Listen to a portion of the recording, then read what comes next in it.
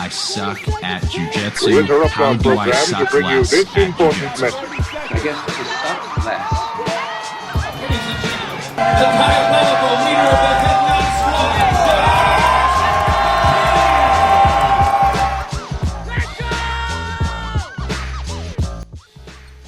Hey everybody, this is Josh McKinney, and I just want to welcome you to episode 208 of the I Suck at Jiu Jitsu show. So today, we have another one that's kind of fun. We did last week the 7 habits of highly effective grapplers. And what that was about was just kind of taking this idea of the 7 habits of highly effective people and applying them to grappling. We're going to look today at the 10 commandments of BJJ competition. This is not going to have any application from the 10 commandments from the Bible. I just have 10 random commandments for BJJ competition, but we did do our best to make them sound like, or at least we had ChatGPT do its best to make it sound like commandments from the Bible. And so it sounds pretty fun.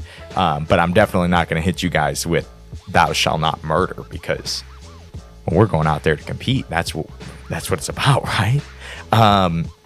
So on this one, just like last week, we're going to get into a lot of different things. As always, the goal is to give you guys a lot of little nuggets, a lot of little things to kind of think on.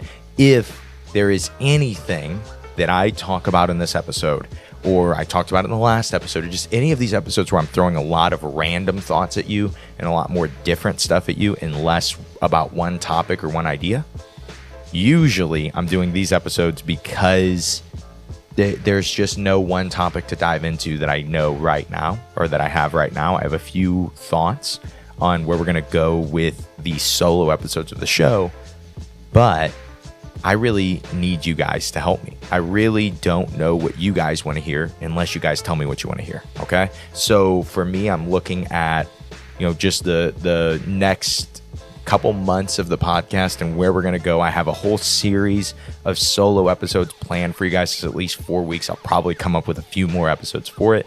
But besides that, I don't really have anything else planned. So as we're throwing a lot at you, especially today, I'm going to throw so much at you when it comes to BJJ competition. If you ever want to hear me talk more about any of these things, or even a couple of these things that maybe you don't feel like I explain well enough, or you just don't understand yet, keep asking away. We get to talk for an hour or plus sometimes every single week. And so the best way to learn something is through what? It's through understanding and repetition. And so sometimes to understand, you got to hear me talk about it on the podcast and explain it 10 different ways. And then it finally clicks and you can start to take that knowledge and get other repetition with it. But that being said, I think we'll just get into today's episode, because I don't need to add any pizzazz in the beginning of this episode. I could not tell you how good of a choice it was to have written the 10 commandments of BJJ competition and then gone, hey, ChatGPT, make these sound like real Old Testament commandments. I think that is going to make the episode 100 times more fun, because its wording is great. And so that's what we will get into. Without further ado, let's go ahead and get into the episode.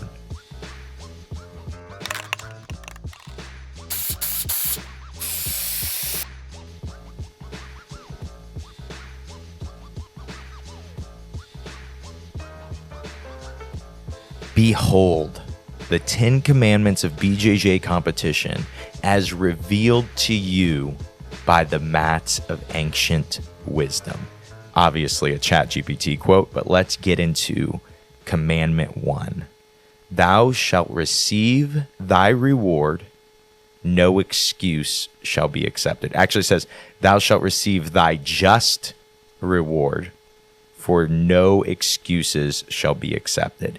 And this is actually from a quote from one of my friends. He doesn't quote it like ChatGPT, but what his quote was is somebody who's been on the show, will be on again soon, actually just commentated on my match that I just had last weekend, and I listened to the commentary, and my boy Charlie Hershey was just giving mad shout outs to the I Suck at Jiu Jitsu show.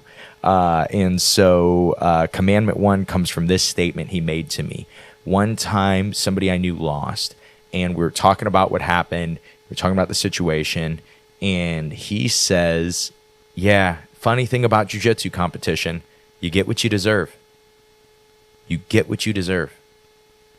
This is, to me, this is commandment 1. This is my biggest commandment to my students. This is the one thing that you will hear me talk about constantly, and you will see me live out on the podcast. If you ever see me start to shake on this one commandment, call me out on it. Excuse makers will suck forever. And so many people cheapen their loss by making an excuse. Oh, well, if I could have done this, or, we got restarted out of bounds and it was a bad reset or whatever. And I know that this is an oversimplification, but if you were just better, it wouldn't have mattered. I've had terrible calls and won the matches. I've had refs that obviously didn't want to give me points and were even teammates of the guys that I fought. And I've won matches. Therefore, when it happens to me and I lose, yeah, that sucks. That's frustrating. It's hard to not dwell on it. But here's the thing. As soon as I make the excuse of, well, I had too much weight to cut and that's the only reason I lost. As soon as I do that, that I could fix too. That's also putting the responsibility on myself. That sometimes does happen. But let's say, the ref said it was out of bounds and it shouldn't have been out of bounds and it kept me from scoring 2 points.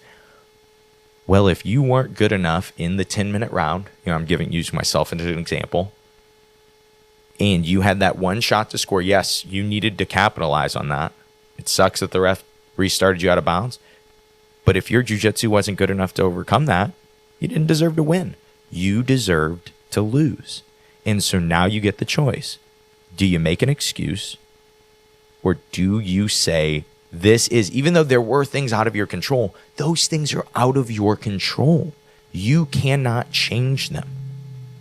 Not to hit you with too much Bible today, but I was just reading in the book of Matthew, Jesus asked, has anyone ever added a day to their life through worry? And so often we want to worry about things that are completely out of our realm of control and understanding. And in jiu-jitsu, this is so big because no one can just admit, I lost because I suck. I lost not because he stalled, but because he took me down. Another man was on top of me, and I spend countless hours every single day making sure that if another man was on top of me, I can sweep him or submit him. I can get him off of me. And this man was too good at staying on top of me. What does that mean? Oh, he stalled. Oh, it was the rule set. No, you sound stupid. You suck. When it happens to me, I suck. Get over it. That is part of this. It's why my show is called the I Suck at Jiu-Jitsu show, is because the arrogance and ego in jiu-jitsu is hidden. It's a different type of arrogance and it's a different type of ego, but it's there. And it's there amongst black belts. It's there amongst high-level guys, especially you see in the content creation world. Guys will be afraid to compete because of how hard people on Reddit are when they lose. That guys that create content, because then they'll say stuff like, oh, well, this guy just lost and he says that he has good, he showed me the submission defense, so obviously that doesn't work because he lost. Nah, dude, that's ignorant. Anyone who thinks in those terms from one side or the other is wrong. If you are a coach and you can't go out and lose in front of your students because you feel like, well, then my students won't respect me or whatever. No, that's not true. Your students will respect you more if you go out and lose, and then that next Monday, you're working on what you lost to. You're fixing it. It didn't have to do with the weight class. It didn't have to do with that this guy was, oh, well, this guy trains full time and I don't get to train full time. Doesn't matter. Those things do not matter.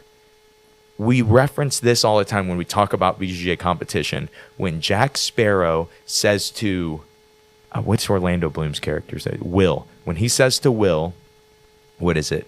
Will Turner. When he says to Will Turner, there are only two things that matter in a fight: what a man can do and what a man can't do. And yeah, you can think about jiu-jitsu competition that way. What can you get away with? That's kind of a big point of the rules in jiu-jitsu, it seems like, is how well you can bend them. When you understand that, it will make things seem a lot less stressful for you at jiu-jitsu competition, because that's what it's about. But the truth is, you could win or you could lose. Those are your options. There are things you can control. You can control your preparation. You can control your response to the outcome. But besides that, there's nothing really that's in your control. You could just fight a better grappler. That happens. You suck. It's okay. We all suck at jiu-jitsu. That's how you get good, is you notice those things that you suck at and then you fix them. So, again, you get what you deserve. Commandment 1, thou shalt receive thy just reward, for no excuses shall be accepted. Commandment 2, thou shalt document thy journey, capturing it in video, photos, and in notes. So, record everything. My coach told me this when I first started. He said, hey, get a notebook and write down all of your matches. And I remember doing it the first time and feeling really silly. I was 14 and being like, this kind of feels silly to do. Like, why am I writing down these notes? I've only done one jiu-jitsu competition. I had a couple matches. I'm 2-2 now as a grappler. And then I did it for the next one and the next one. It just became a habit. And it was this habit that I would bring this notebook, I think all the way through like pretty deep into purple belt, when I started just losing so much that I got tired of writing stuff down. So I have tons of matches, tons of super fights, tons of just all kinds of different stuff. And I have little notes on those things from my 14, 15, 16-year-old perspective. And so not that I have gone back on those things and watched them or read them or anything like that, but knowing that I could, and knowing that like those things are not just lost to time, because I have this notebook under my bed still it's a notebook with a ton of medals and belts just stuffed into a box. And that's where I keep my jiu-jitsu memories. And being able to do that is so nice. Now, there are a lot of matches I don't have. One of the nicest things you can do as a spectator is come in with some space on your phone, record every match, upload them to YouTube unlisted. Okay, so you don't list them on YouTube. You just have them unlisted on a YouTube channel. You could even, if you're the video guy at your gym, have a YouTube channel for your teammates, but just unlisted videos, because it's a very easy way to share the videos. You can just upload them directly to YouTube. And it doesn't mess with the quality of the videos like sending them through basically any other app. And so, that's a random thought about you should be recording everything. And I look back and see so many times I can be thankful that I had a teammate that recorded, or even if you have somebody recording and you notice it, I still will record. And a lot of times the reason we do that is because oftentimes at our gym, somebody's going live in our team Facebook group when there's a competition. So you may think he's recording, but he's really going live, and the quality of that video is going to suck because he's going live. And so if you notice somebody, you could record. If you notice two people recording, snap a few pictures. Everybody that does jiu-jitsu wants Instagram pictures with the caption "Iron sharpens iron." Everybody wants that. It's really the point of Instagram for jiu-jitsu guys, is that iron sharpens iron post, and then some post where you're kind of looking out and it's either about acai or your girlfriend's getting hit on. And it's funny that those are like the 3 jokes that we make at jiu-jitsu competitions, but like they're pretty consistent. You know, it seems to happen all the time. So yeah, take photos, take notes. Dude, I'm so happy that when I was 18 and maybe 17, whenever I got my first credit card and started working, one of the first purchases I made was Dropbox. It was like $10 a month for Dropbox, and I still have Dropbox, and I have hundreds of gigabytes of jiu-jitsu footage, and that I could always go back to and I could always mess with. And so thou shalt document thy journey, capture it in video, photos, and in notes. Now, commandment 3. This is more of a statement and less of... Oh, no. Okay, here we go. They did... Man, ChatGPT, I had it as a statement. ChatGPT rewrote it into a commandment. Commandment 3. BJJ competition is a distinct skill. Separate from the rolling in thy gym. So I think I had written it differently. How did I have this written? Oh, I said BJJ competition is a skill. It is separate from rolling at your gym. Okay, so this is something that people don't understand. And I'm going to talk about a few levels of not understanding this. The first level is I have good sweeps, and you expect to get to pull guard and sweep the guy and get on top and pass his guard and mount him and submit him. And you haven't really competed. And you go in and you hit that first sweep. And then the dude fights to the absolute death to keep those points from happening. He bellies down. He risks giving up his back just to wrestle up, and then there's no points. And your game plan was built around somebody sweeping, getting swept, and then saying, well, I'm just going to play guard now. Because that's what most people do in the gym, right? In jiu-jitsu, it's almost like in our training, if you fight too many sweeps too hard, you get too tired. And then you don't even have energy to play your guard. And people start to naturally figure that out, right? And they start to go, oh, okay, I'm getting swept. Make sure to land in my butterfly guard so then I can sweep this guy back. In jiu-jitsu competition, yes, that happens, but that happens so much less. It's always so shocking for people to have to fight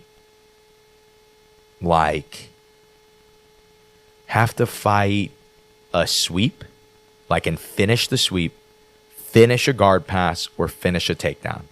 It is so much different in a jiu-jitsu tournament. And a lot of times people aren't told that. You didn't know how much harder this guy is going to fight.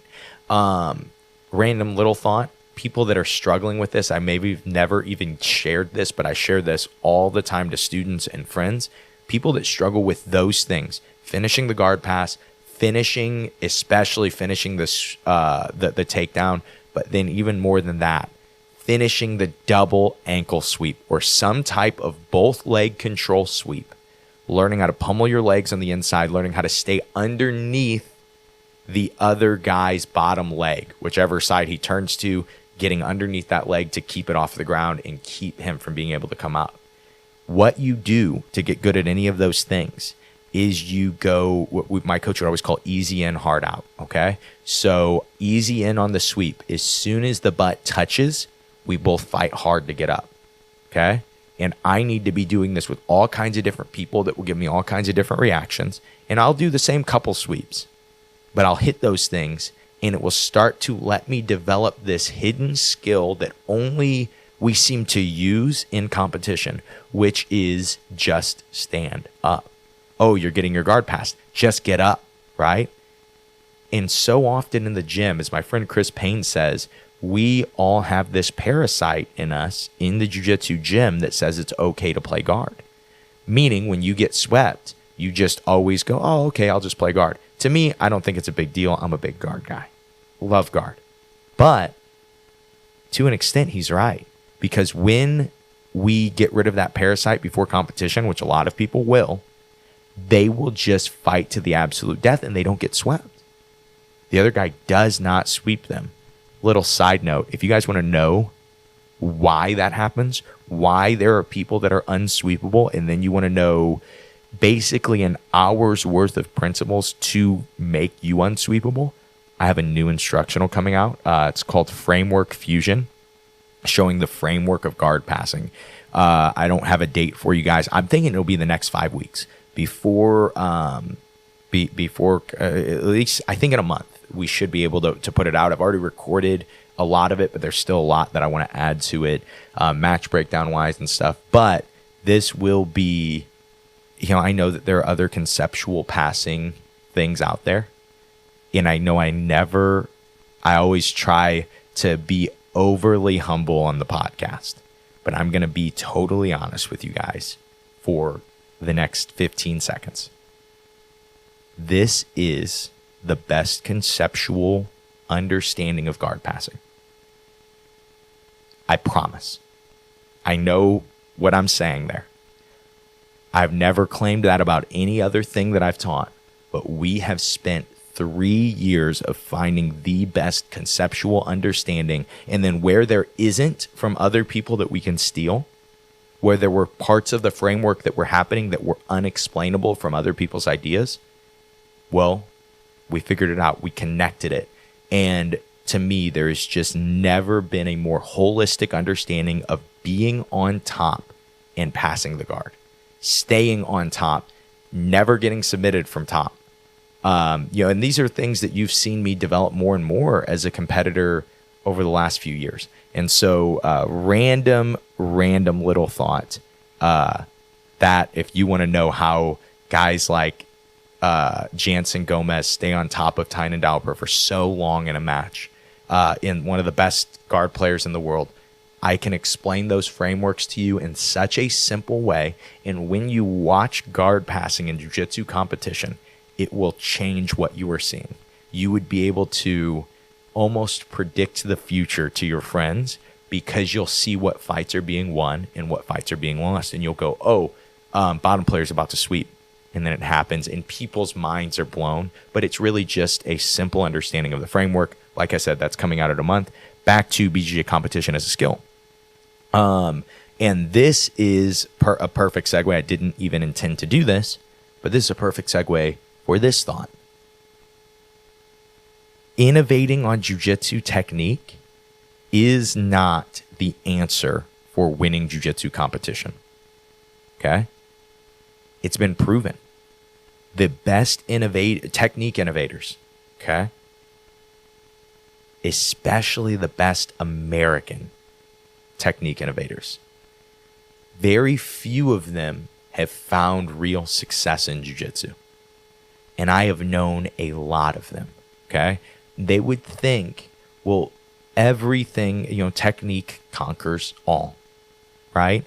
And they would simplify that to just be moves. The right moves conquer all. The right grips conquer all. And the reason I argue that this is not the way is because it's inefficient. Having to rely, imagine this. Imagine you and I have a business that we run together. And imagine this business can only operate if you and I are constantly innovating. That's going to be really hard. Innovation is hard, especially planning on innovating. Oh yeah, I'm just going to come up with something here. This is why I've switched to conceptual teaching. I still do teach moves. I'm not a guy that goes, oh yeah, I don't teach any techniques. I have certain techniques that work super well, but I'm highlighting the concepts that make them work well. So then if you like that technique, you can add it to your game. But if you don't, you can look at the concept and look at the idea and say, well, I already like this guard pass. I'll do it this way. It's a difference in understanding. So few people just don't seem to understand that, especially in American jiu-jitsu. I'm going to innovate, and that is what's going to make me great. Here's the problem. Say you're a no-gi guy. You're going to make all these great innovations. But like everybody's kind of playing the same game right now. Like everyone's learning from the same couple of guys because it's working. They innovated already. Why not just steal what they have right now? Then we can focus on small innovations later. We can start to do these things later, but only by going out and testing what we have. It's a combination of things. This is probably a good point to talk about competing this weekend. So this weekend I did the Blue Corner. What is that? CXBJJ is, I think, the big parent company. But they had, at the Harris Casino in Kansas City, had a professional jiu-jitsu show. I co-main evented. The main event was Jordan Dowdy, one of my teammates. So we got to have a tag team co and a tag team main event. And just a really, the second time I've competed specifically at this place, but the third time I've competed for this organization. Had a great experience all three times. But it was just a different vibe for me. I think this was my fourth no-gi match in 7 years. And the other three were in the course of like 2 months, at the beginning of I guess at the end of 2022 and the beginning of 2023. So I'm not really super experienced in no-gi competitively, but I've been competing a lot in the gi. I haven't been training a lot of no-gi, but I've been training a lot in the gi. I went out and I knew, like, okay, this guy that I'm fighting is a very good leg lock guy. Everybody I talk to, they'll say, who do you have? And so I got this guy. And they would go, oh, well, I'm sure you know this already, but he's a big leg lock guy. Oh, wow. I've fought him a couple times. He's heel hooked me every time. And like, I'm getting multiple things like that. And like, even I'll call out one of my buddies, my boy Devin, always there with me, especially in Kansas City, always there to coach me. We're talking about the match and he's like, yeah, you're going to do this, you're going to do that. And then he looks at me and he goes, it's gi, right? And I go, no, it's no gi. And Devin goes, oh. And it was like the first bit of not confidence that he gave me, the only bit that he gave me, but I noticed it and I was aware. I knew how good of leg locks this guy had. So typical thoughts of like BJJ competition's a skill. So I have had multiple fights now that take place at 11:30. And I'm the main event or really close to it. And a lot of people are there. Theoretically, they're going to be there excited to see me do jiu-jitsu. Okay. And there's a lot of pressure on that. Like, okay, you're the main guy. So learning to save your energy. This is a little skill that I had, and we'll talk about this later. This is something that I was able to do. It was part of the general skill of jiu-jitsu competition, is not doing anything. Then when it was time to warming up well. That's also, this is not jiu-jitsu technique, but it's a huge part of the competition, right? I came in, and we'll talk about what type of game plan that you should have for competition. I came in and I executed what I thought Commandment 6 would be, and my game plan had to change. And I did not intend for it to turn into like a leg lock shootout, but I think my opponent had a good strategy. And he said, hey, I just won't play any upper body with this guy. We will only play legs. If I'm opening up, it's in leg entanglements. And so for me, those were the only places that were open. And eventually, in overtime, I was able to finish a lens lock. And super tough fight. Just definitely what I expected, but also it was harder than I expected, right? And I look back at that and I go, okay, I know I didn't get near as much no-gi training as I would like. I did some positional spars the week of leg lock defense stuff, but it's just we were so busy with the STL Open and so many guys getting ready for gi stuff, I didn't get to do a lot of no-gi stuff. I wasn't focused on no-gi technique. I focused on leg lock defense because I could see certain leg locks that I wouldn't see in the gi. And then I just focused on all my other little skills of competing. And it resulted in me winning. So often we're thinking like, oh, I got to be training really hard right up until the tournament because like I'll lose all my jiu-jitsu. And it's not like that. Most of the time, you're overtrained by the time you go to the tournament. And that's why you don't perform well. And so understanding competition is a skill. And even at that is a list of skills that you could always develop individually. And I've been telling you guys this for years when I sucked at these skills, when I was constantly catching myself losing matches and going, I felt so nervous. I felt so worried about that match. And I was losing matches that way.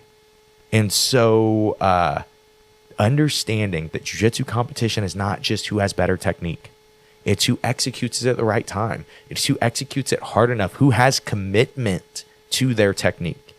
You know, like you see so many guys, they hit these 6, 7, 8 grip change sequences. And then right on the 9th grip change, when they have the sweep, they pause. And they don't do anything. We'll talk about that in just a second. I wanted to make sure to kind of just throw the match details in the middle so then we could have more to build off of. Okay, so let's look at this. Again, we'll reference that match. A great coach can make a great difference. Oh, shoot, that wasn't the commandment version. I apologize. Commandment 4 is, a great coach holds the power to transform. Thus, thou shalt heed the counsel of those thou trust, avoiding the treacherous path of indecision. Wow, that's a good one. A great coach holds the power to transform. And this is so true. I look at fat 14-year-old Josh McKinney in the path of life that he was on. And then I look at where I'm at today. And I've had quite a few amazing coaches. But jiu-jitsu wise, I've had one main one. Kyle Watson has been my guy, has been my coach. And I look at the transformative power that he has had in my life. People ask me, what would you be doing without jiu-jitsu? It is impossible for me to answer that. Jiu-jitsu is such a big part of my life. I've done it for 15 years. I was alive for 14 years without jiu-jitsu.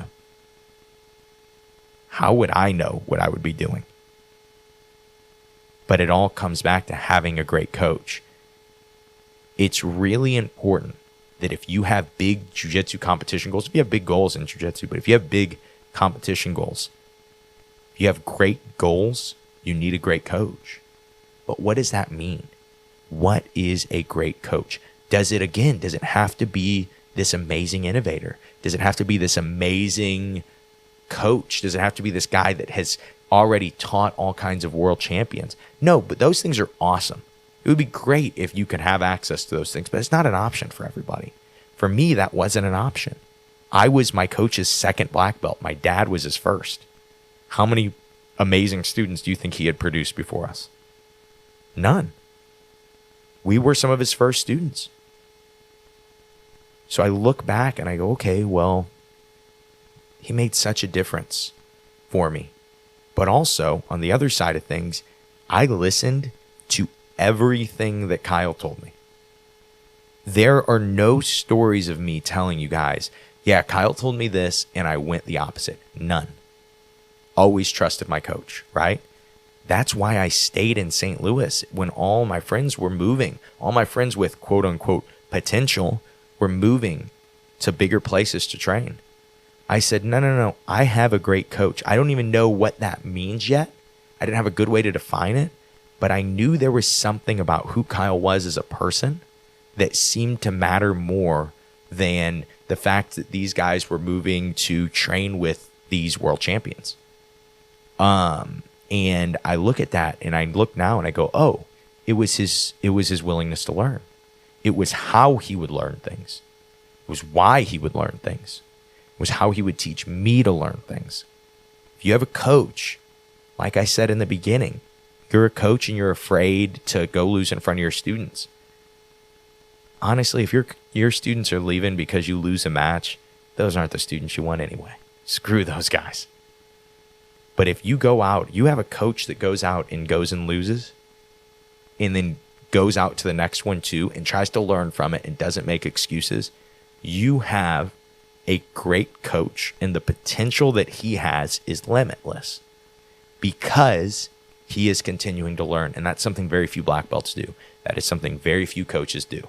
So if you are seeing your coach learn, you are actually witnessing it, you have a great coach. As long as you line up morally with that person, just stay with that person. Learn together, communicate a lot, communicate where you're trying to get to. Have the coach communicate where he's trying to get to. See if you could help him.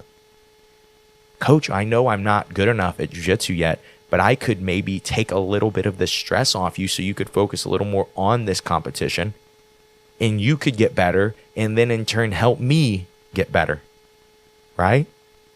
We talked about the 7 habits last week, 7 habits of highly effective grapplers.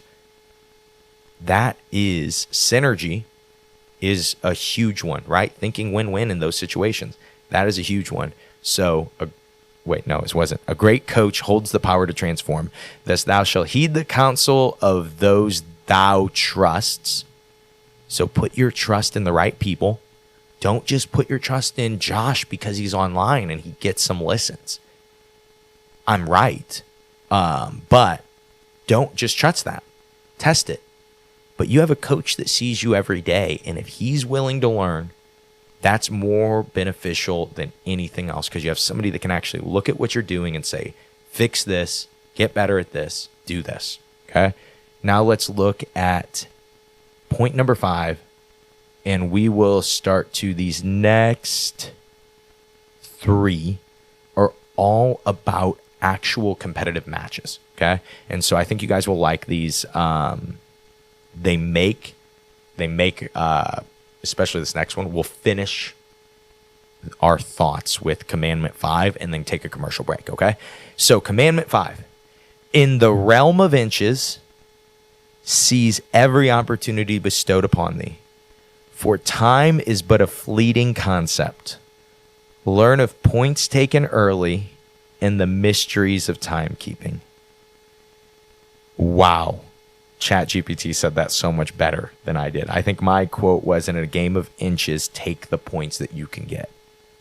Take what you can get. So this is what I explain to my students.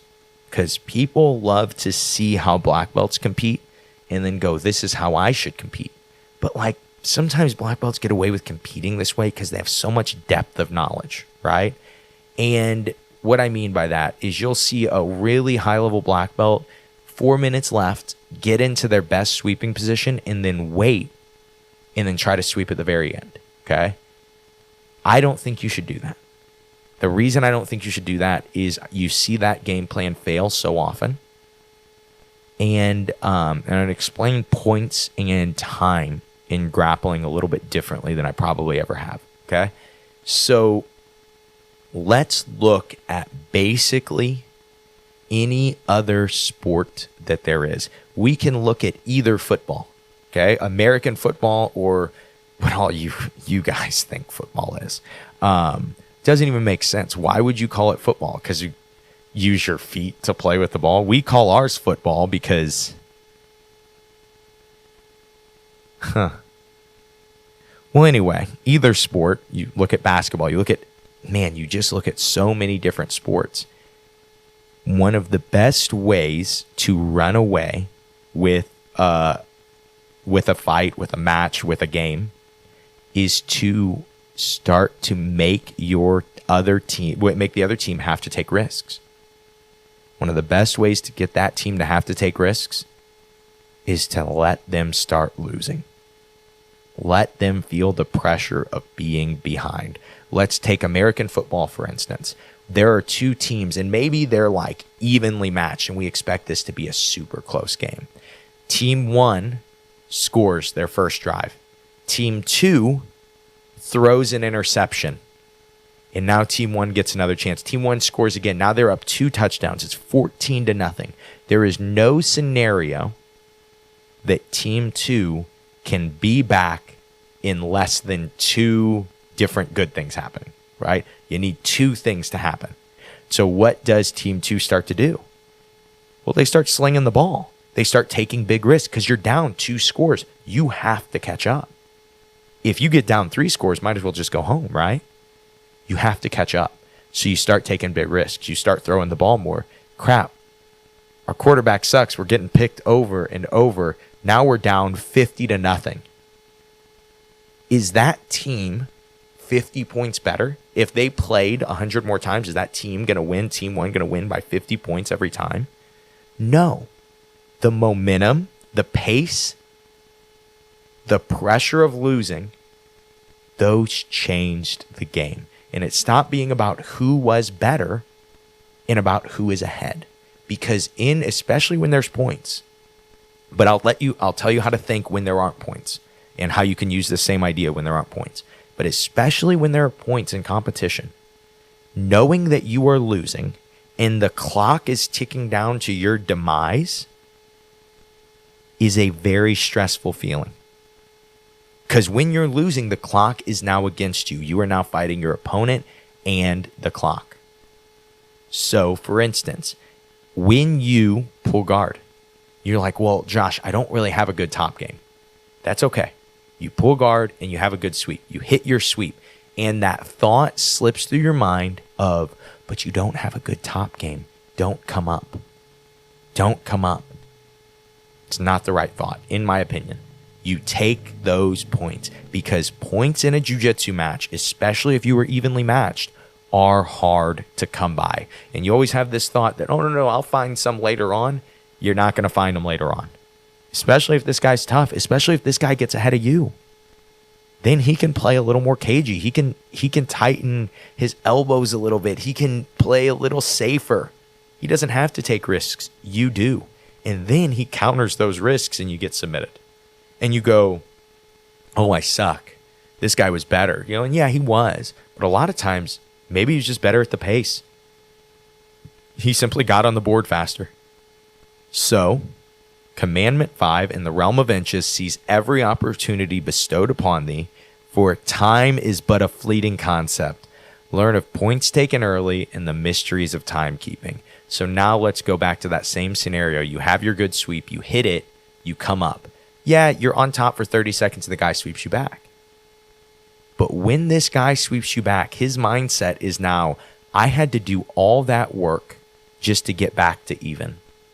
I had to work so hard to get back to even. And now he's also thinking, this guy's guard swept me so easily. Versus, you win your couple grip fights, you get to your best position, you show him your best position, and then you sit there and you don't do anything. He gets to feel out your best position. He gets to go, oh, when my weight's here, my hands are here, when I'm doing this, oh, this is helping. This is making it hard. He can't finish when I lean this way. He's stuck. You give him time to figure it out. And then he's got all this confidence when it's 0-0 at the end and you plan on in these last 60 seconds coming up like a hero and getting your sweep. Nah, you got to get ahead early. You take the points. When points are available, you take them. This is one of the best habits that I've seen of getting into being a good competitor is putting the pressure on your opponent. Now you're dealing with the points. You're dealing with the fact that the timer is dwindling down, and you're dealing with the fact that I'm under Josh McKinney, and he's the best staller in the world. And so, the second best under Kyle Watson. But when you look at that, when you look at just scoring early, I promise you it will change so many matches. It will make you so much better at competing because then you get to go, okay, well, now it's your turn. You have to take risks. And for instance, this match that I had, I was having trouble, like I said, getting my opponent to open up anything upper body wise. Just would not let me get an underhook on him, would not let me get to his neck very well. I just really did a good job keeping me off his upper body. And what he did was he made me have to play in, no, I'm not playing this part of jiu-jitsu. We are going to only play the part of jiu-jitsu that I like. And for me, it's like, dang it, this is not what I wanted. I've got to now shoot out with this guy, right? And it gets you out of your game plan. Of course, having other skills, having a well-rounded game of jiu-jitsu is huge. But something that I kept focused on in that match, and maybe I'll share that eventually. I've been telling you guys I'll do match breakdowns and then never doing them. So maybe one day I'll do match breakdowns. I don't know. But if I do, what you would notice is even though there aren't points, I was always trying to just continue an offensive fight. that was the pace that was working for me. It was like, hey, when I'm sitting here even with this dude and not risking anything, I cannot get to his upper body like I want, so nothing's happening. So instead, when we're standing, I will just sit and try to sweep and attack the legs. When I'm on top, I will just constantly try to get in on my pass, get in on my pass, get in on my pass. Just keep those things offensive. And what starts to happen, because even without, this is a submission only match, it's points only, or no points. So these sweeps and these passes I'm trying to hit, they really don't even matter. But what they do is they start to play in the other guy's head. He starts to say, I haven't gotten to do enough offense. I haven't gotten to do enough offense. And even though I got him to open up at the end and almost had a guillotine, I couldn't finish. It came from like that pressure of, man, I've been on defense too much. And again, I don't know what this dude's thoughts are. I know this is how it feels to be on the other side of it. And this is understanding that, like, you take every inch. I'm dead tired by minute 4. I'm not ever in any good shape. I don't even do no-gi, dude. And so for me at minute 4, my mind is saying, like, dude, you're going to get tired. Don't push it too hard. You're going to get tired. But my mind was also saying, take every inch you can get right now, because it may not be available later. Just take it now. And, it's just learning how to do that, learning how to trust your jiu-jitsu enough to let yourself be able to compete almost dead tired and still be pushing it and go, no, I have a little more. I could push it here. Oh, here's a little more. Here's an inch. I'm going to fill that inch. And, just a different way of thinking. But let's take a little pause so I can regather my thoughts, and we can take it over to Josh for a quick commercial break.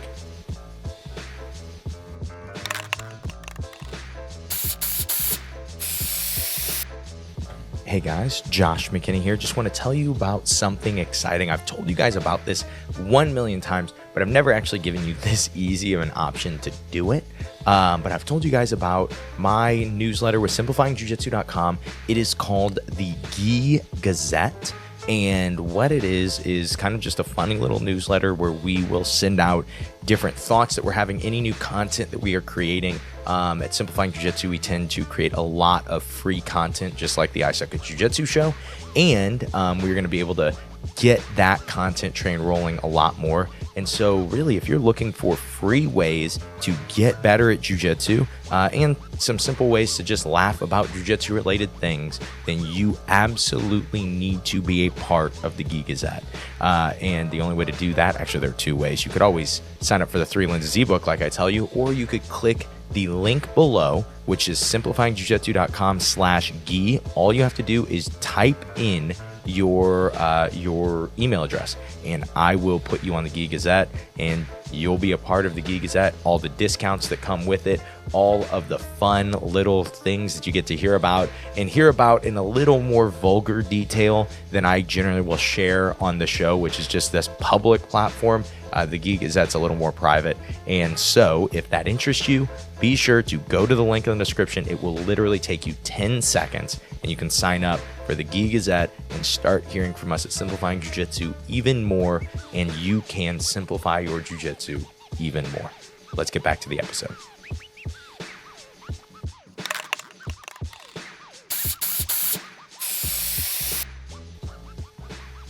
Commandment 6. Prepare for the entire battle, but focus solely on the first grip fight, for therein lies the foundation of thy strategy. Prepare for the entire battle, but focus solely on the first grip fight. So when you are at the gym, we talk about this constantly. It's just something I've been pushing more and more is if you are a competitor, probably even if you aren't, if you just want to get better at jiu-jitsu, taking your days of training and having some built for performance, maybe 1 to 2 a week. I really don't even see any reason to have 3 days of performance for jiu-jitsu, unless you just have excess of energy. But 1 to 2 days. All other days of training are about developing skills so you can win more on those 1 or 2 days. This is a huge part of getting good at jiu-jitsu competition, is getting good at all those other things that come into or that come with a competition, right?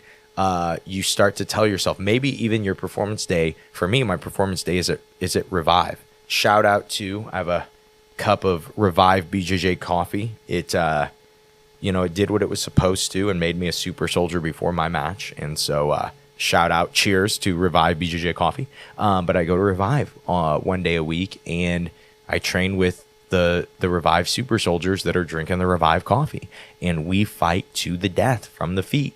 And it's really rough, and it's really terrible for my body and my mind, and I hate it. But it has helped me become so much better at competing, because I'm going against these guys that can match me or are stronger than me.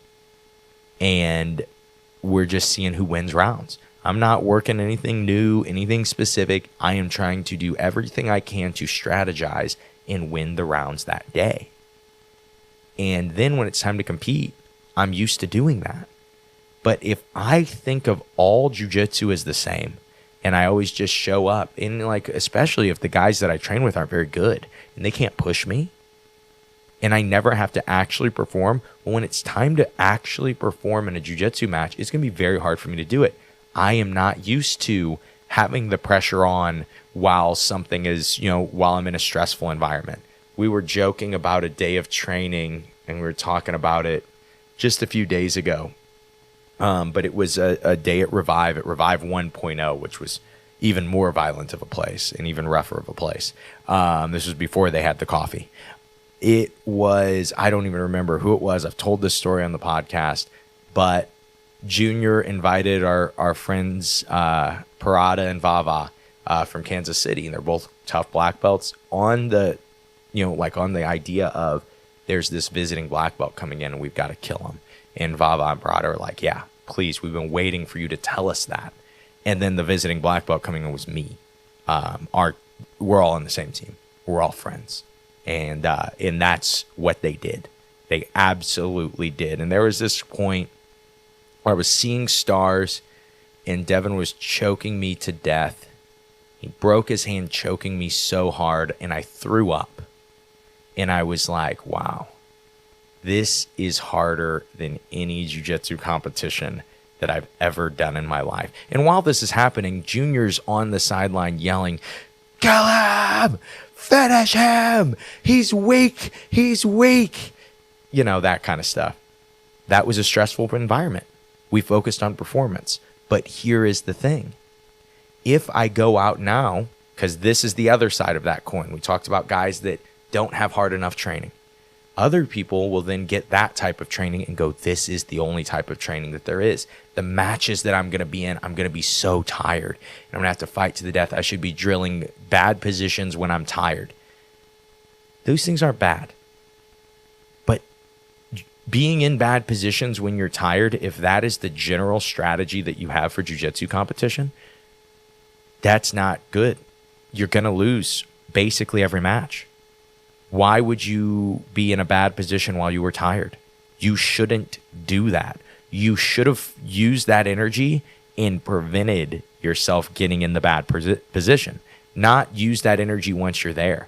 And so I think that so often that's what people think about when they think about a jiu-jitsu tournament. We're going to be in the last 20 seconds, and I'm going to have to shoot a takedown on this guy. Because those are the cool stories that you hear about jiu-jitsu tournaments. Those are what movies are like, and so we think that that's what it's going to be like. But for me, my best performances in jiu-jitsu competitions are when I'm not worried about it. I know a little about my first opponent. My coach tells me a game plan for that first opponent, and I just go out and grapple. And then by the time I have the next opponent, we've both my coach and I have watched him that day compete. We stay in the moment. We go, okay, this is how you compete against this guy. This is how you fight this guy. But it's always something so simple. It's always like, hey, you should pull against this guy. You should wrestle against this guy. That's what it is. Those are the game plans that we discuss. These high-level, well-thought-out game plans. When I break down, I won in Nashville, breaking down my final. Nick Sanders pulls me aside. Not always my coach. He's always great when he is my coach, but he's not always my live coach that day. And he says, okay, this is what you're going to do. You're going to pull guard. You're going to get a sweep. I don't want you shaking this guy's hand. He'll try to shake your hand and pull. So don't shake his hand once the match starts. And then he said, once you're on top, you'll crush this guy. Yes, sir. Got it. That's what I went out and did. And then in the last 20 seconds, with like 2 minutes left, I took some unnecessary risks when I was up because I didn't understand the idea of pacing very well. I'm a maniac. It's just what I do. And then what happened is we were down to the last 20 seconds, and I did have to score, and I was able to do that. But you have to understand, I wasn't able to do that because I willed myself about it. I hadn't shot a triangle. That's why I got a triangle arm bar. That's what the match ended with, and that's what won me the match. Or ended in, and that's what won me the match. And again, 25 seconds left in the match. Slap it on. I hadn't shot a triangle in months. To be honest, I hadn't really trained in the gi for that. I don't know why this is always the story for me, is like, it's really hard for me to make the transition from gi to no gi and then back to the other. But yeah, wasn't training much gi. I was training a lot more. I guess I wasn't training. I was just finishing training a lot of no gi. And going back to like, okay, I guess I'm a gi guy now. You know, do these concepts still work? Does this jiu-jitsu still work?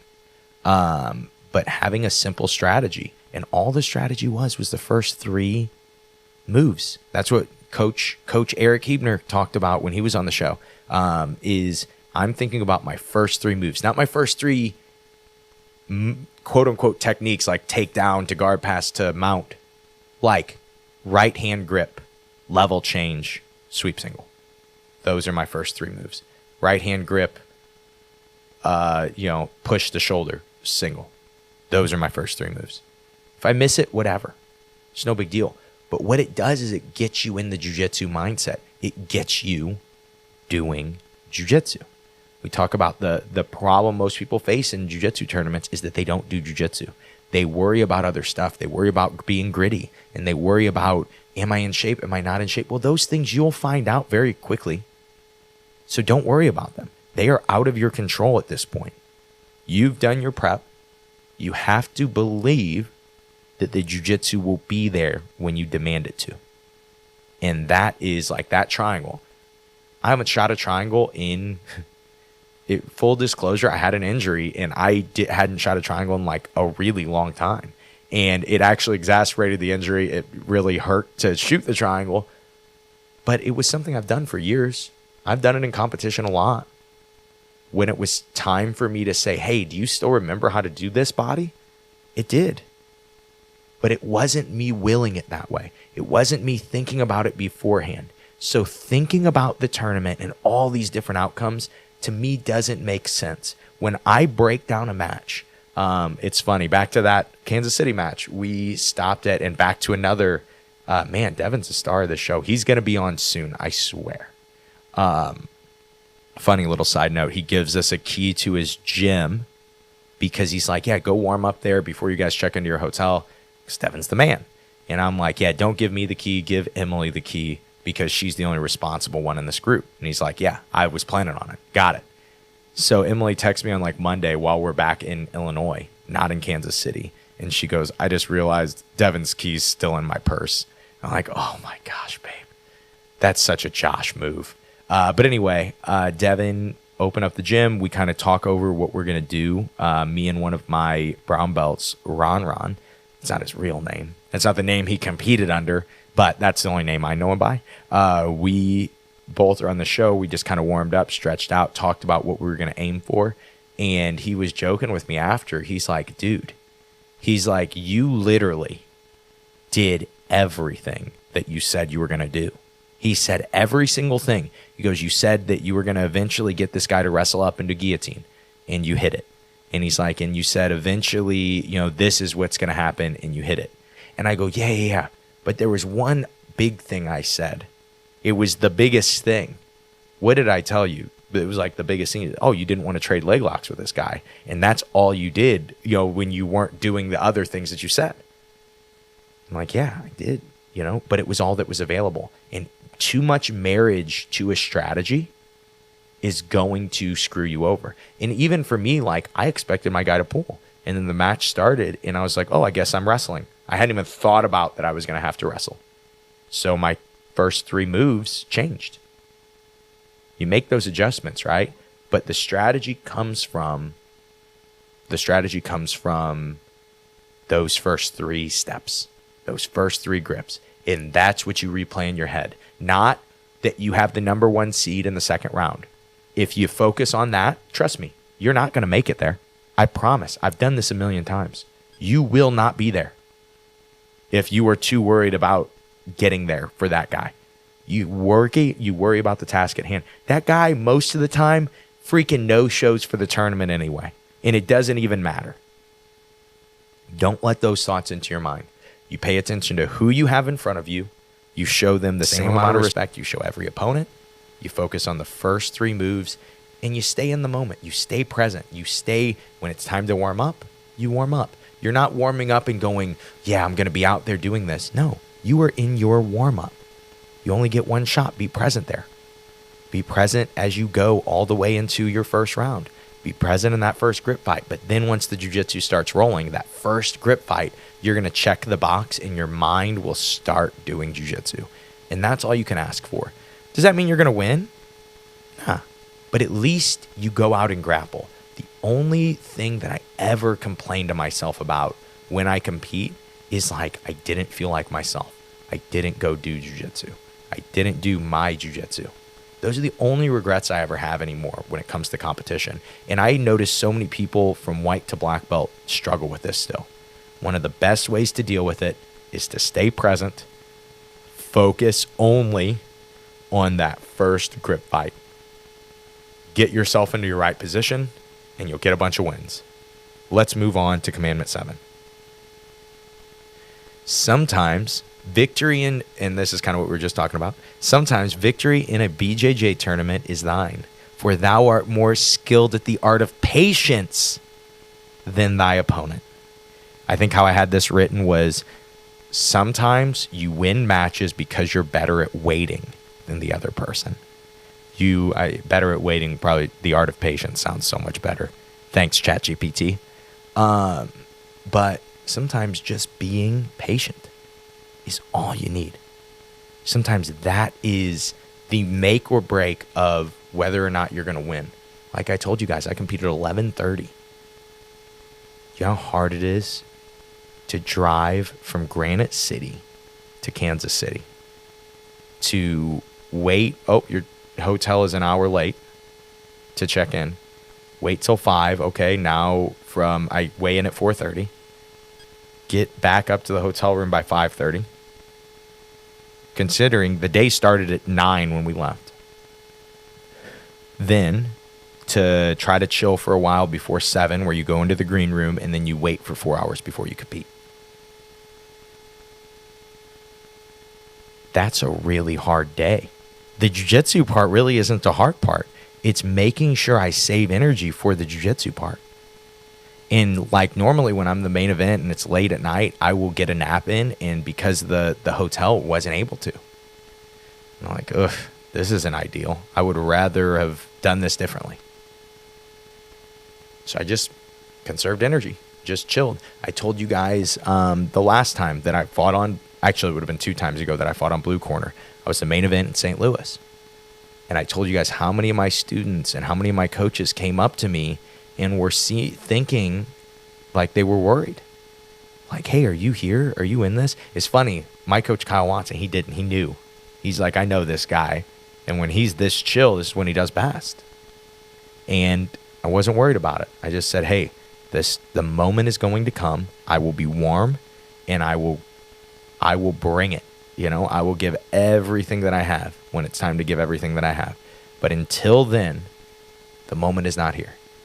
And so I'm not going to think like the moment is here. I'm not going to get pumped up. You know, if I could take a nap, I would. But here's the thing. Like, when you start to just focus on what needs to be focused on, you save so much energy for jiu-jitsu competition. When you stay in the moment. Like I said, when you're not warming up, the moment is pretty much just wait, is do nothing. Hey, you have free time for the first time in your life. What TV show do you like to watch on your phone? You know, what YouTuber do you like to watch? That's what you do. Nothing else you can do. There's no amount of worry that is going to help you win. If anything, it's just going to steal your energy. So you learn to keep your mind off of it. I will yell at my students sometimes when they're at a tournament, helping, like, you know, they're getting guys water and they're coaching, they're doing everything they should be doing, but they've got to compete later. And I'll be like, hey, shut up. You need to go leave. You should be in your car right now. You should be at home right now, dude. We're in town. You should be at the hotel. Doesn't make sense for you to be here. You're wasting your energy that you need to concentrate and fight really hard.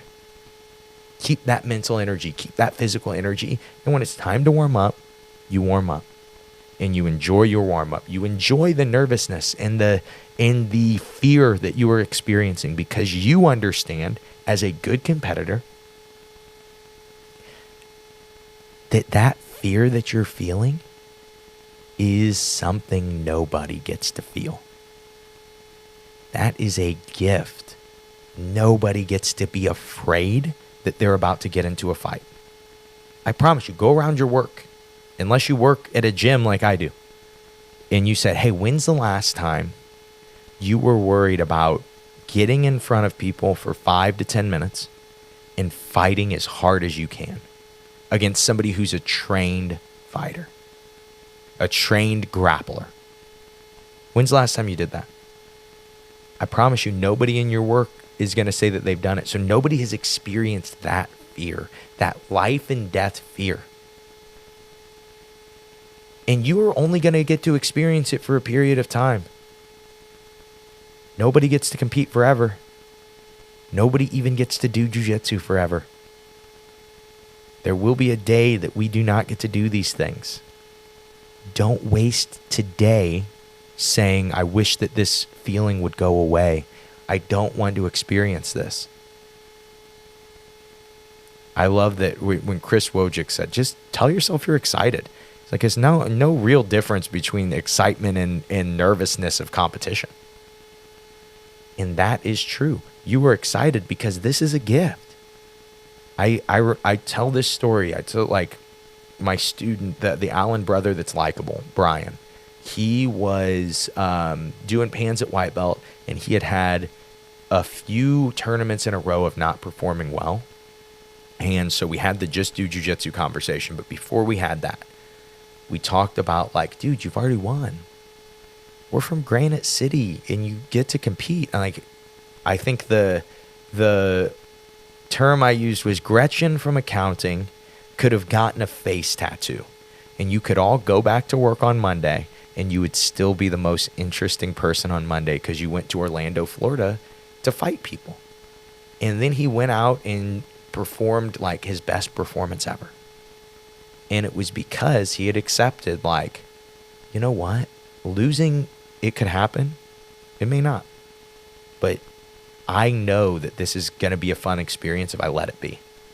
And then he just went out and grappled and got a lot of wins. It was a really great experience. And I always think back to that because, you know, I could see the fear and, like, the frustration and, like, that I don't want to have spent this money and lose, and I'm nervous about this. And we put all this pressure on ourselves.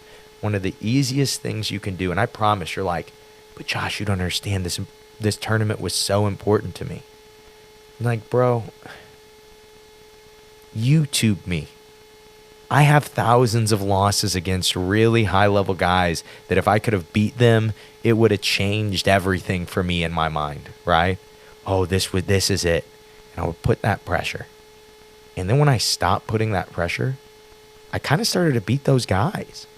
It stopped being about, well, if I can win this match, then my podcast will be big. Then everything will be different, and then we'll be rich. Then me and Emily won't live in such a small house. And then I'll be able to provide for my son one day.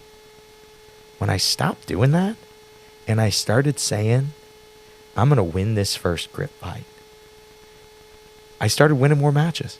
Because I stopped caring about who I was grip fighting against. And I would win the first grip fight. And then you know what my next step was?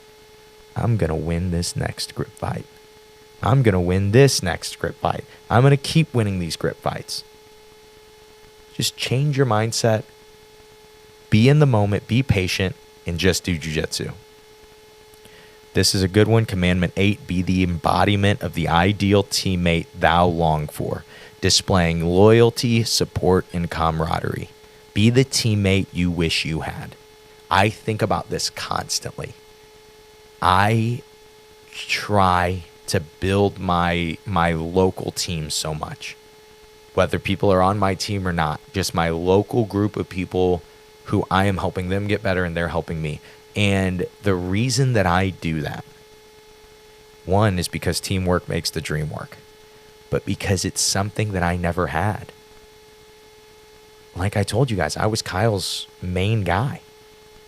So I'm coming up and he's building his reputation as a coach of competitors kind of on me. I was really his only competitor for a long time.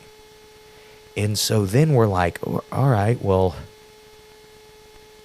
I would love if I got to have the big team like these guys get to. I would love if I got to experience what these teams are getting to experience, where when we go to Chicago Open and it's me and Kyle and we both win gold, literally nothing happens. It's just like, yeah, we both individually won gold. Good for us. Even we both win weight, still nothing happens. But when you go there on a team, your gold contributes to team points. And there is this excitement. As a guy who has never gotten to be on a team, who now gets to be on a team, and now is getting to be on a team that's doing really well in Midwest Jiu Jitsu. The Jiu Jitsu place that I told you guys, I said I wasn't going to leave. That when all my friends were gone, I said, nah, I'm not doing it. I'm staying here, and this place is going to be good Jiu Jitsu, and I want to be part of it. And I look at that now, and it's like getting to win. I told you guys about the STL Open win just a few weeks ago with, TAC team was able to win the team trophy. And this is the most prestigious jiu-jitsu tournament that's ever been in the city that I've done jiu-jitsu in for 15 years. It was very important to me to win it. It really was. I really cared about that. But it was simply because it was something that I never got to experience coming up. I never got to win a big tournament, a tournament that mattered. I got to win a lot of individual tournaments, but it didn't really matter, right? And so now as a teammate, I am, when black belts on TAC team compete, even the ones I barely know, I'm there. I'm in their corner. I don't really care. I'm going to be helping in any way I can, whether they need coaching, whether they need a water, whether they need whatever. Why? Because that's what I wish I used to have. And I have it now. And so I try to just be the teammate that I wish I had. Be the embodiment of the ideal teammate thou long for. Just like it's read in the Bible, right? Let's move on to Commandment 9. Thou shalt encounter both triumph and defeat. This is really a reiteration of the first one, but it needed to be reiterated. Thou shalt encounter both triumph and defeat, yet from each experience thou shalt learn and grow. Rejoice, for the path of the true competitor demands frequent trials. Reward thyself, whether thou reveal in victory or endure the sting of loss. Man, that's a really good one. ChatGPT, man. So this one is about celebrating whether you win or lose and learning whether you win or lose. Both things are super important. Let's talk learning first. Tell you guys, that saying, you either win or you learn, is not true. Because every time you lose, you get the chance to make an excuse. And as soon as you make an excuse, you do not learn. Your learning has now been stifled. Doesn't mean you don't learn at all, but your learning has been stifled. It has been slowed substantially. Now, if you win or you lose, and you come away with, this is what I need to work on, because I tested myself this week, and this is what the test revealed. And you move on. Whether you win or you lose, you say, I'm going to learn from these things. It's completely different than you losing and making an excuse. It is so easy to lose and not learn. You have to learn on purpose. You have to have intention. When you lose, when you win, when you go to compete, you have to be able to look back and say, what happened there? Was it something tournament skill wise? Was it in my warm up? Was it in my other things that are in my control? Or was it just skill? Do I need more skills in these positions? Do I need a better game plan? Do I need a better strategy? Do I need better pacing? Luckily, I have a great coach, and I will ask him. So win or lose, you learn no matter what. And I think a lot of people, this is not hard for them.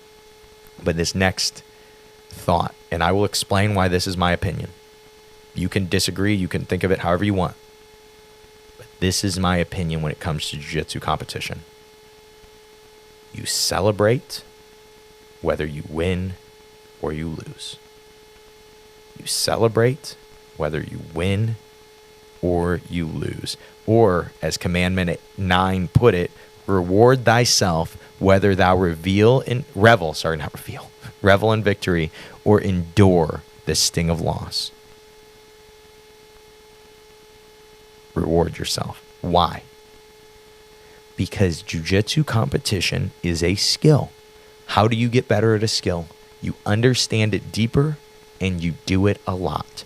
You repeat it. The best way to get good at jiu-jitsu competition, all 10 commandments that I'm hitting you guys with today came from going to a lot of jiu-jitsu competitions. And I have become a better competitor as a black belt by going to jiu-jitsu competitions, taking my losses, taking my wins. But no matter what, win or lose, we celebrate after. Why? Because the only way to get good is to continue to get reps of competing. The only way to convince yourself to continue to get reps of competing is to not punish yourself for losing. I promise you this. This may sound rude, but I'm a better competitor than you. Trust me on this. Reward yourself no matter what, because when you punish yourself, there's a really easy fix. You know, I punish myself enough times. I will convince myself that every time I lose, it is the end of the world and it's this big frustrating thing and I should cry about it and I should be frustrated and I should be upset with myself. Now, here's the problem with that. You want to never experience that again? Yeah? Okay. Quit competing. You'll never experience that again. You will never deal with that feeling again. You just quit competing. Now, if no matter what, you reward yourself because competing is really, really, really, really hard and really, really, really, really scary, and you make it part of your habit that you get a reward, life moves on no matter what.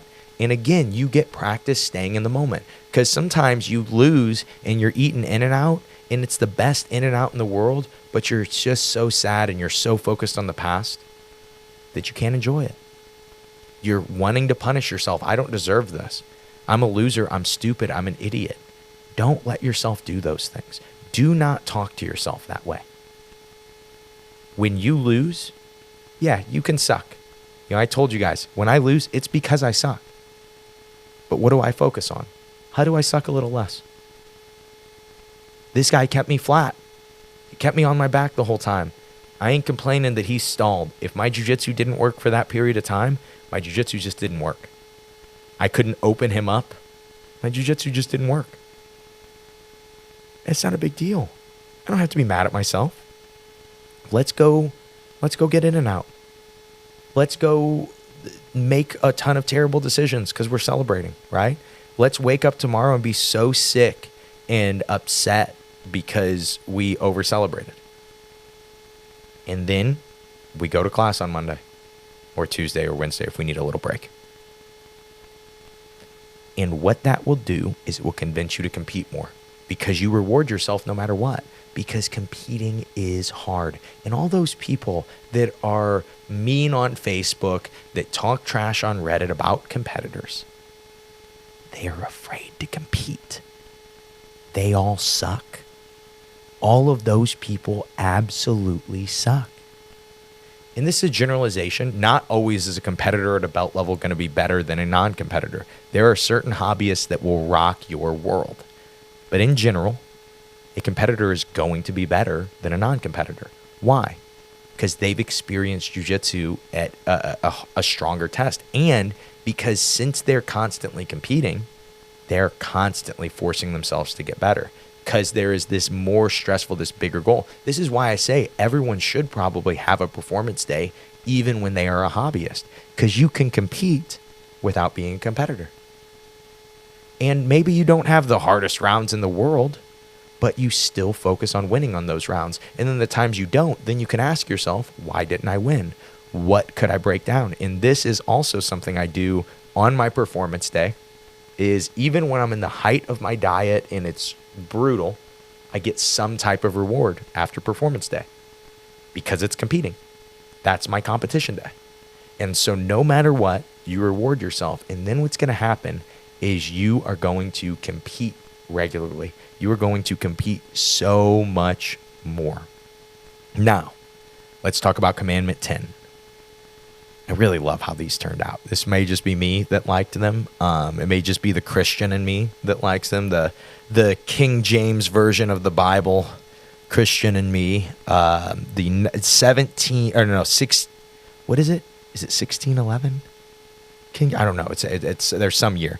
But anyway, I'll stop offending other Christians. Let's go to Commandment 10. Thou shalt cultivate the spirit of relentless resilience. For in the face of adversity, thou shalt rise and persevere. In all these things, like that's why we're talking about creating the habit of performing, creating the habit of competing. If you want to be good at anything, repetition is important. If you want to get reps at anything, consistency is important. And being willing to do it for a really long time is important. This is how you get good at anything. Jiu-jitsu competition is no different. You will not be better by just listening to this podcast episode. Get reps. Get reps on a performance day. Take your beatings. Be okay with being frustrated. Sometimes we are going to be frustrated. We care about jiu-jitsu. I sometimes will present it to you guys like, don't let yourself get frustrated. Yes, that would be ideal, but understand, I still get frustrated. I think about being with me and Bryce. We're sitting in my car after a loss. And if I'm being totally honest with you guys, I am just crying. I'm so upset. I felt so good in the match. And it just did not go my way. And it was completely on me. Actually, I'd come into that match with an injury and it got exposed and then it got taken advantage of and I was dominating. I was feeling great and I was so frustrated. I was so discouraged. And I just remember saying, I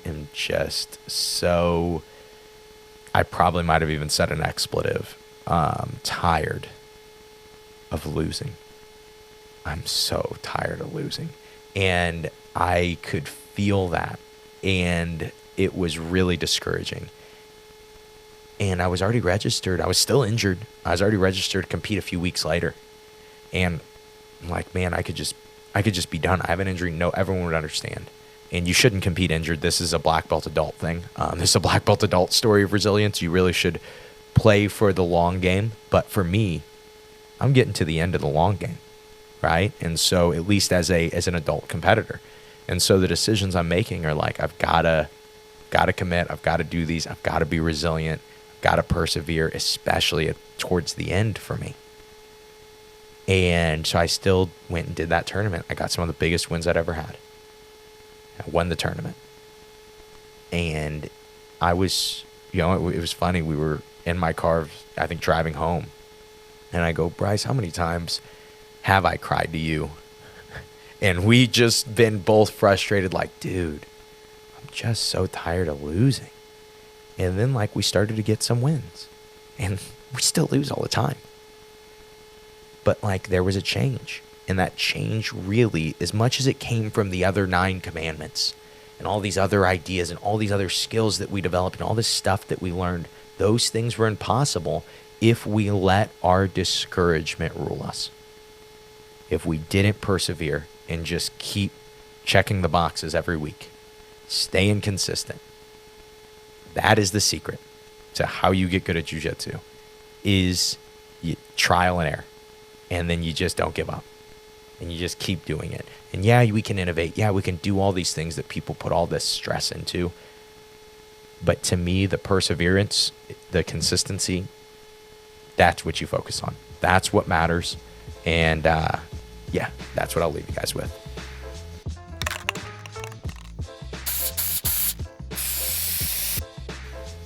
And that is the episode. Thank you guys for checking this one out. Hope this one turns out well. I really liked I like it when we do 7 habits, 10 commandments, just a lot more little blurbs, because sometimes I'll run out of stuff to talk about. And I'll just go, screw it, we'll move on. We have 9 other commandments to talk about.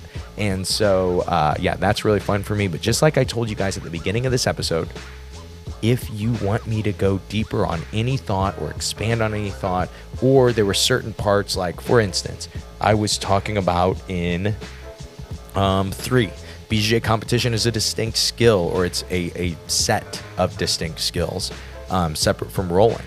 And so if you heard that and you go, well, okay, but what are all the BJJ competition skills? You could send that suggestion.